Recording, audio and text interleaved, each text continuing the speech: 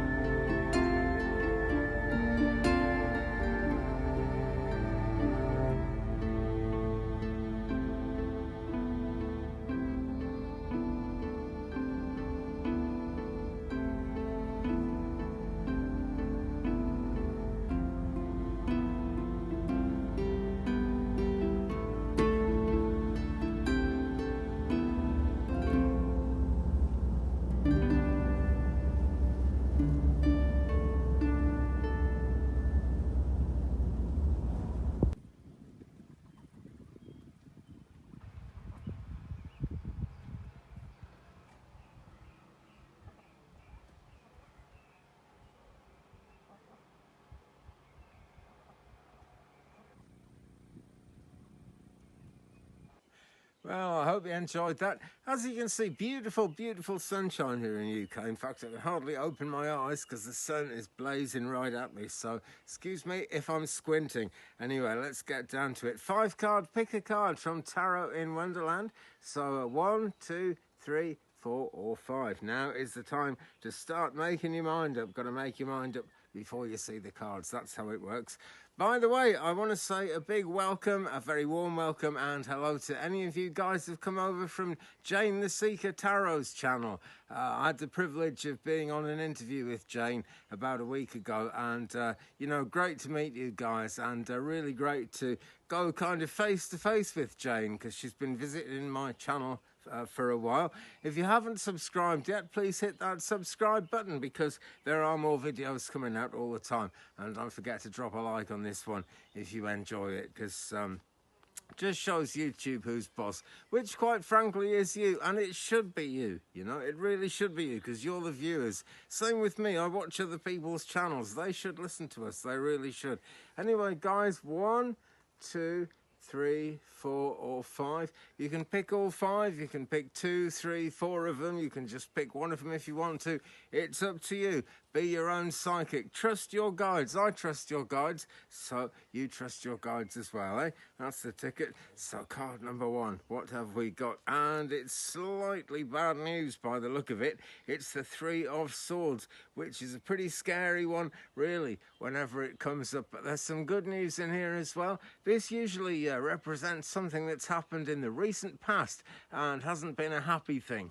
Not at all. But at the same time, if I bring it up really close, I don't know how well this is going to show on camera, but there is rain, the drops of rain all over this picture if you actually see it in the flesh. And the idea is this heart-shaped cake that's been stabbed by the 3 swords. That's kind of your heart as it was, but that's going to wash away, and the 3 swords are going to be you standing strong. And 3, a very magical number. So if you pick this card and you've really been through some, you know, CRAP and having a bad time, then things are going to change for the better. It might take some time. That's a big cake for the rain to dissolve, is it not, friends?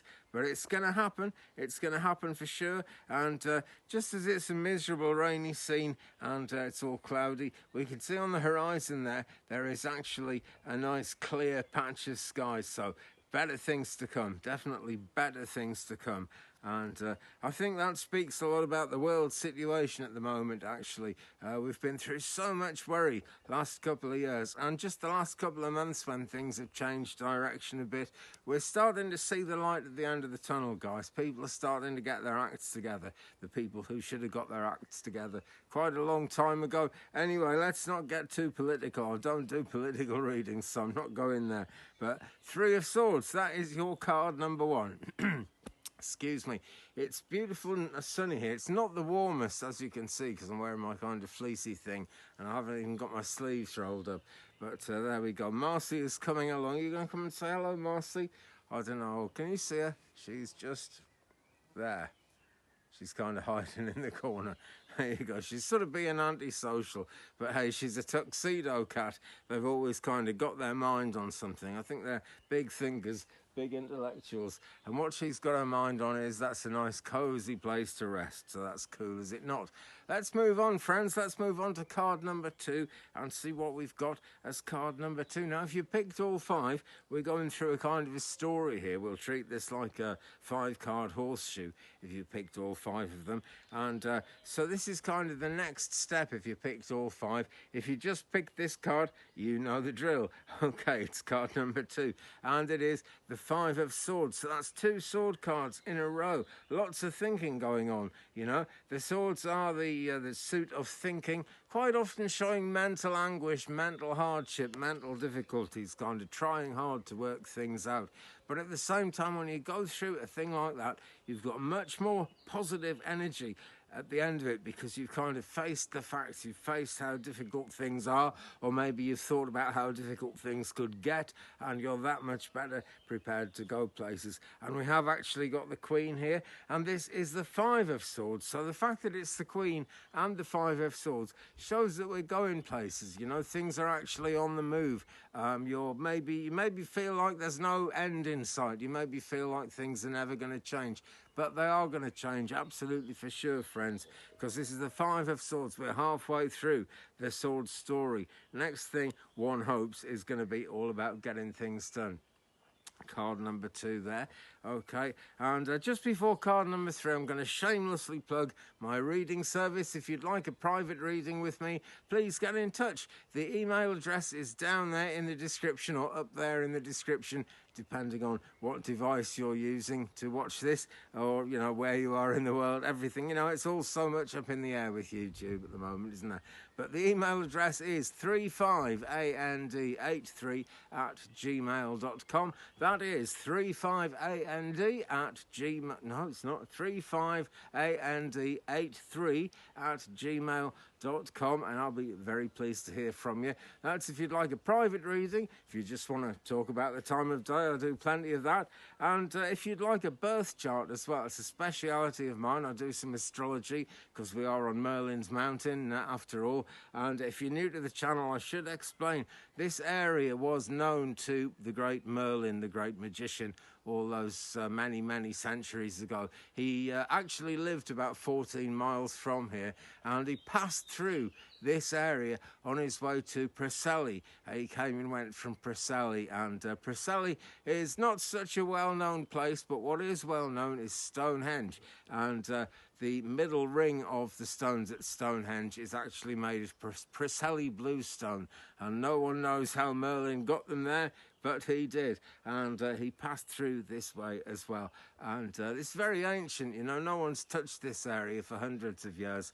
Sure, I'm gardening it and I'm digging it up all the time, but that's what people were doing here like 1,000 years ago or more. So that's why I call it Merlin's Mountain. Anyway, if you would like an astrology reading, hit me up at the same email address, 35and83@gmail.com. It's down there in the description.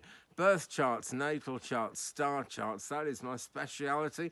It's quite a fast service. There is a small fee involved, I'm afraid, but people are usually pretty amazed by what comes out when they actually read their birth chart. Okay, so let's move on.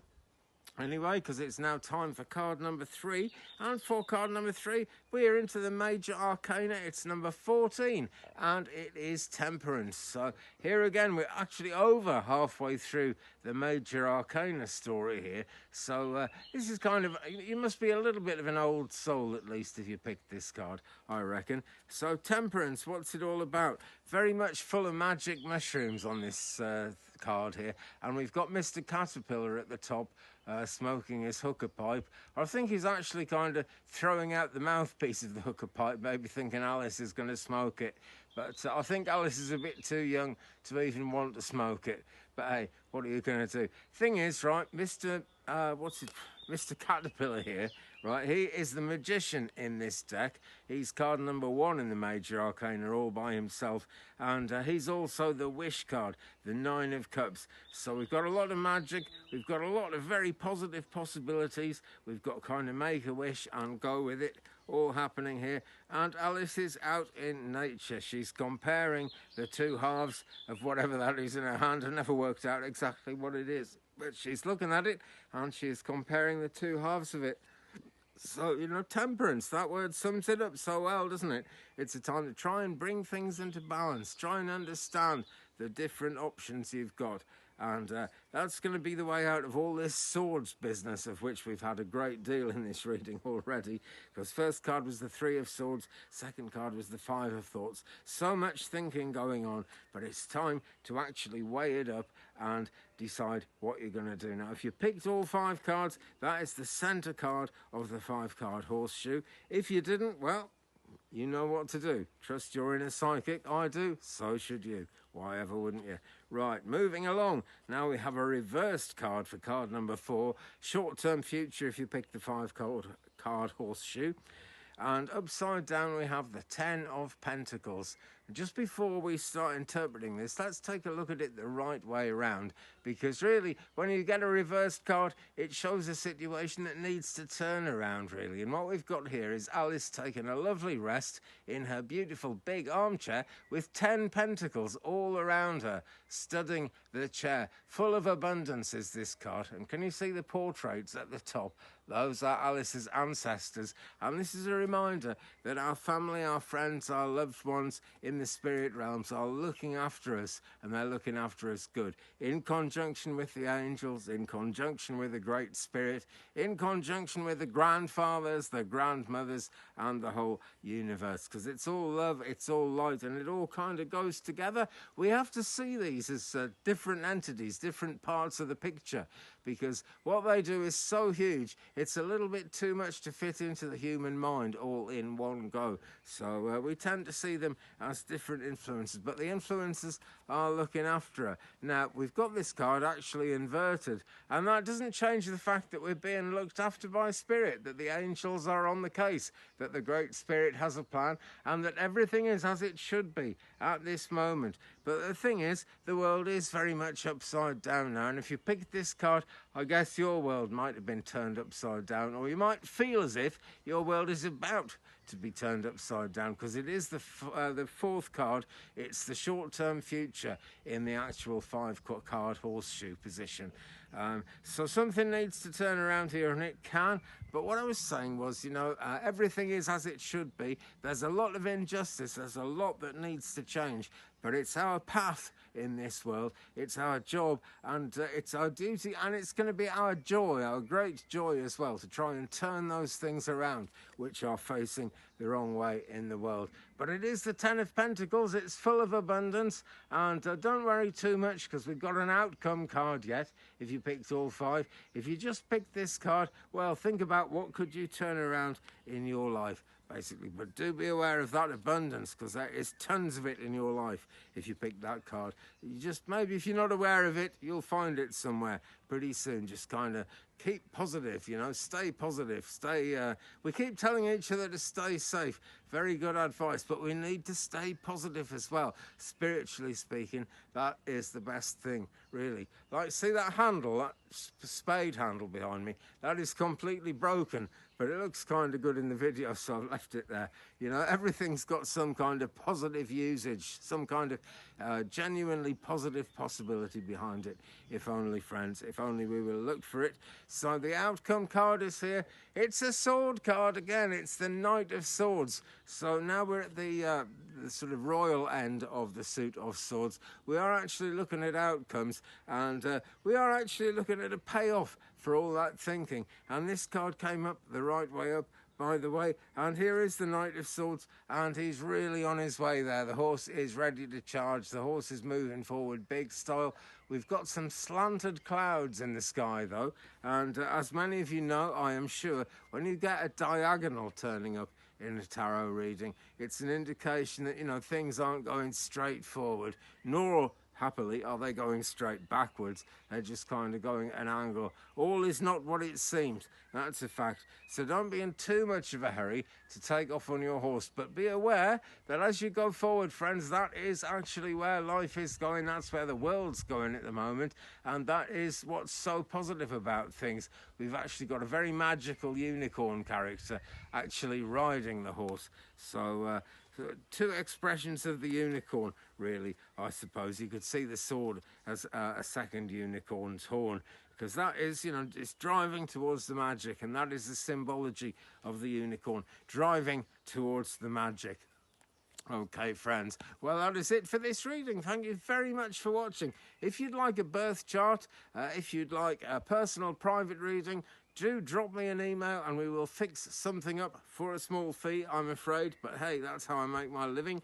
And so drop me an email, 35and83@gmail.com, and I'll be glad to hear from you. So once again, friends, please subscribe if you haven't already. If you have already, check and make sure you're still subscribed. It should say subscribed in silver. If it doesn't, if it says subscribe in red, you've got to hit it again, and you've got to tap that bell, ring that bell to make sure you get the notifications.